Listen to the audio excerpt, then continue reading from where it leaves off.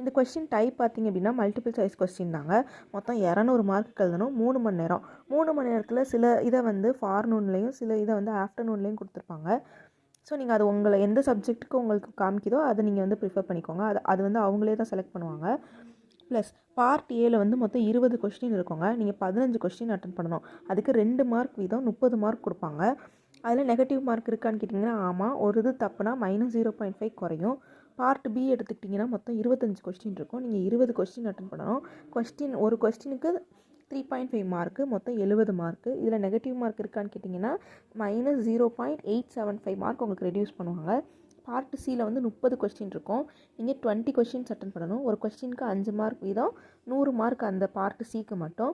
இதில் நெகட்டிவ் மார்க்குன்னு பார்த்தீங்கன்னா 1.25 குறையும். மொத்தமாக 200 மார்க்கு. இப்போது நீங்கள் இந்த கேட்டகிரியை பொறுத்த வரைக்கும் உங்களுக்கு இப்போ அர்பனாக இருந்தீங்க, யூஆராக இருந்தீங்க அப்படின்னா